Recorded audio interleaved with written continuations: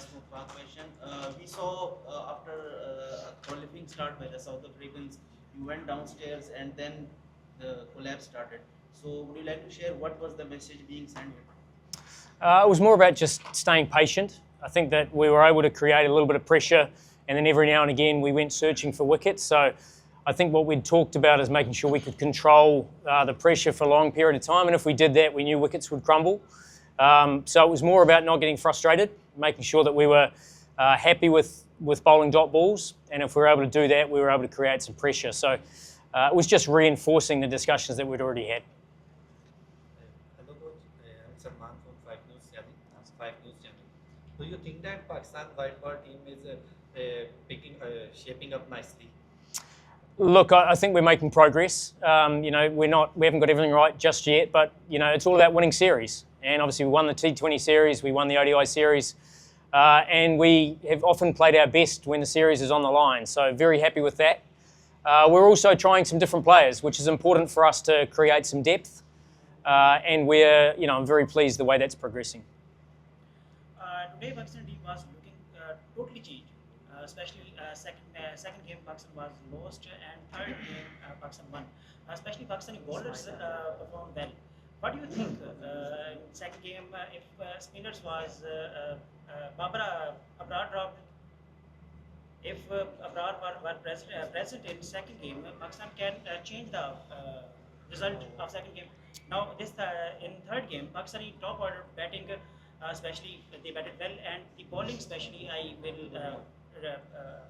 Pakistani bowling especially they do well on the field. Okay. What do you think about? Look, it's a very different pitch, today's pitch, than the one 2 days ago. The pitch 2 days ago obviously had a lot more grass on it. The ball skidded, and the ball didn't turn. So, there was a lot of dew a few days ago when obviously we bowled second. So whereas today we knew it was a very dry surface, obviously Abrar had a few things to work on as well following the first ODI, and he spent the time at training to work on those, and delighted the way he bowled in this match. Please keep your questions very short and precise. Yeah. Okay.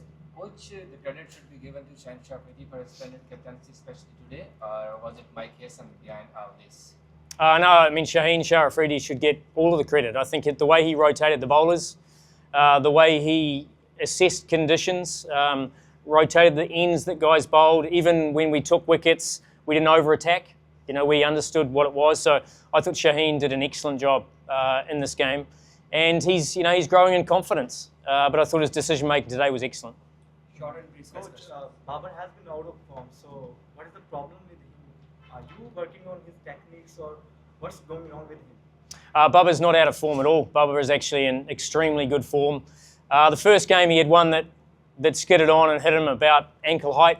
Would have got any player in the world out. Today he looked in great touch, absorbed pressure, and then unfortunately ran himself out. So that's nothing to do with form. And I think he's continuing the positioning that he got in during the T20 series, which is very good. So I would expect him to get a big score in the coming games. Today is the day of Pakistani bowlers almost for spinners.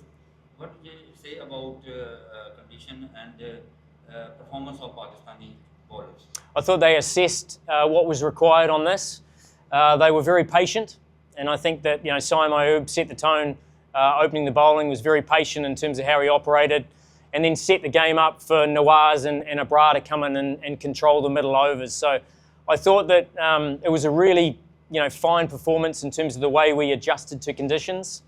It was always nice for Nawaz to bowl to a right-hander, but the fact he got the wicket at de Kock is something that he's been searching for. To get a left-hander out will give him plenty of confidence moving forward. What is your analysis on the team's overall performance, and especially the Vast Stadium pitch?